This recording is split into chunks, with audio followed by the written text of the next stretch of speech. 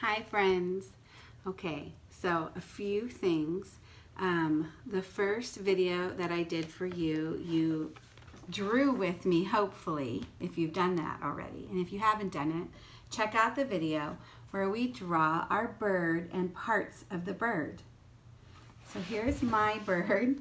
I drew with the circle for the head. I drew the beak, the wings, the tail, the breast, and the feet. And we labeled it. So go check out the video and you can draw with me and work on that. And I noticed another thing.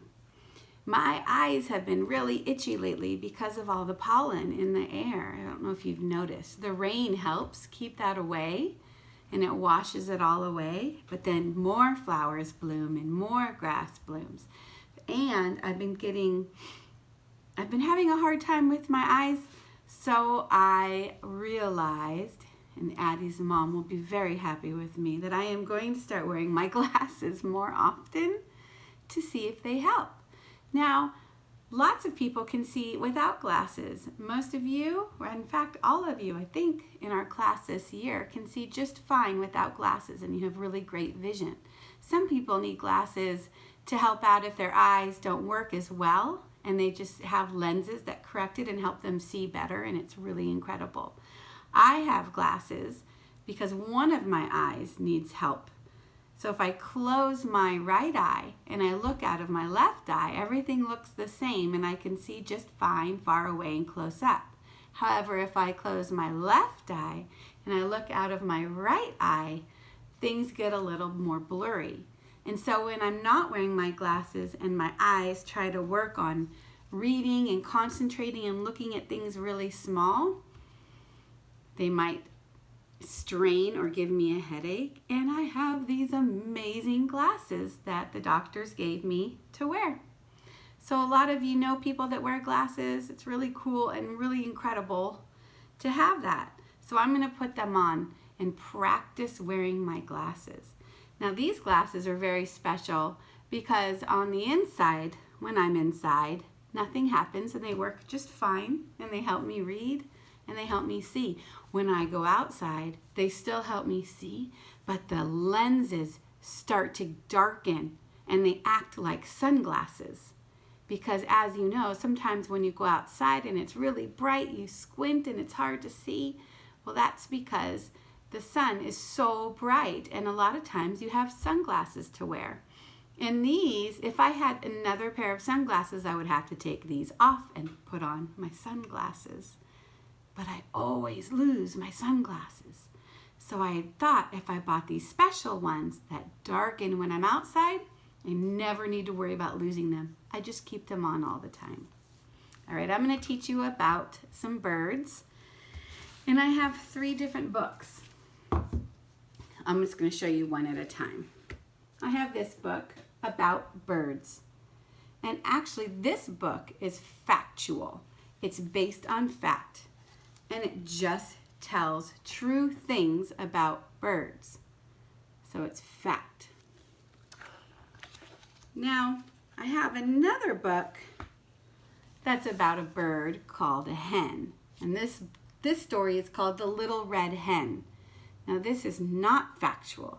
This is fiction. It's make-believe. So we have a factual book with facts. And then we have a make-believe book with fiction. And fiction's really fun and I love make-believe, and it tells a beautiful story about a little red hen and her experience with baking. Now there's an in-between book that I thought was really cool that I had, which in one way it's like fact or factual because it has real photographs. It's called The Little Duck. Now that's a real picture of a duck. And it talks about the adventures of the duck and what adventures the duck goes on. But the words are a story, like fiction. So they took real pictures, which are fact, and then they made up a story about what the author thought was going on in the story. And I'm going to read those to you right now. And hopefully the lighting isn't too bright. We're going to start with the factual book. About Birds, a guide for children.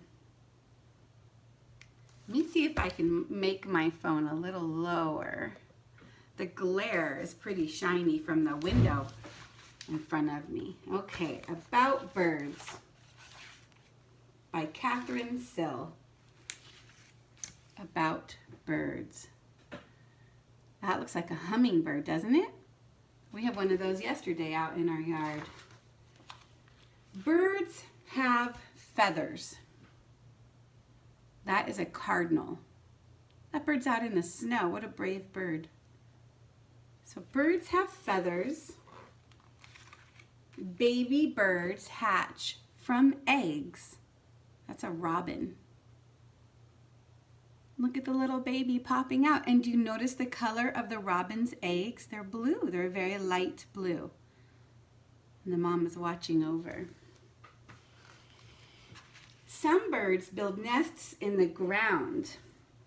Now this bird's called an oven bird. Do you see its nest?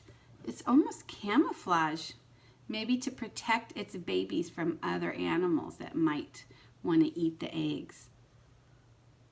So she built her nest on the ground. And some build in very high places. You know what that is? That's a bald eagle. Way up in the sky. No predator's gonna get there, is it? I don't know, it looks pretty safe. And look how strong. That bald eagle is bringing a big stick for its nest. Some birds do not build nests at all.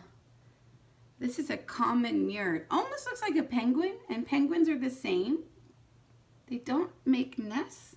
Well, penguins do with little rocks. This looks like the bird just kind of leaves it next to it in a safe spot and protects it by the ocean. Birds travel in different ways. These are Canadian geese. What letter does that look like to you flying in the sky? Doesn't that look like a V? You can see those a lot around here. Most birds fly. Here's a hummingbird.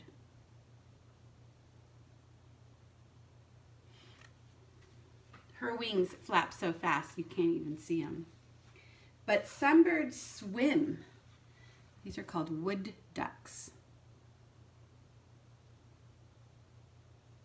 They swim in the water. Remember those ducks I showed you a long time ago at my father-in-law's house?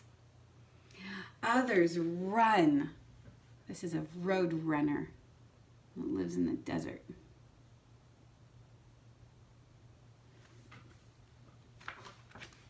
Birds may flock together.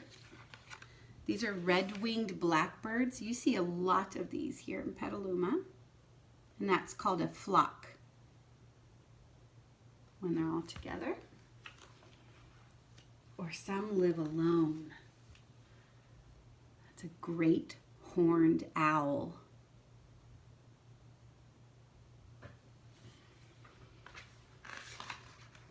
Birds use their bills to gather food. So all of these birds have bills to gather the food that they eat. Notice the difference? Some are curved, some are long and pointy, some are short.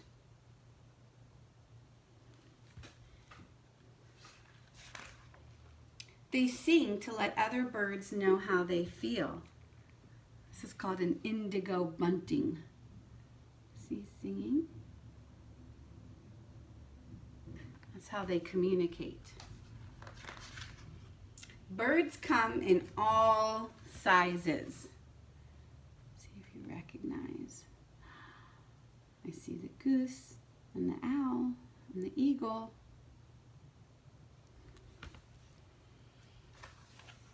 Birds are important to us. Oh, look, there's a person in the window and they built a bird feeder.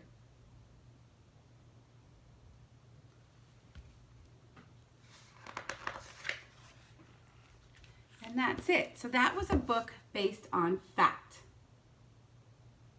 I'm going to stop it here and make a new movie for a new story. And I'm going to read The Little Red Hen, and then I'll read The Little Duck, and we'll kind of compare and see the differences. So remember, birds have feathers, birds lay eggs, birds lay nests in trees or on the ground, or sometimes not at all. Birds can fly and run and swim. And they have beaks, and the shape of the beak depends upon where they live and what animals they eat. And that's the difference with their beaks. You'll also notice something about birds are their feet. Some birds have webbed feet, like a duck, let's say, that needs to walk through the mud or swim. If you have webbed feet, it helps you create that resistance and not sink into the mud or go through the water too quick, and it helps you. And some birds' fingers or claws are very thin. It just depends on where they live and what they need and how they survive. We're all different, just like birds are all different. Okay, check out my next movie for the next 2 stories.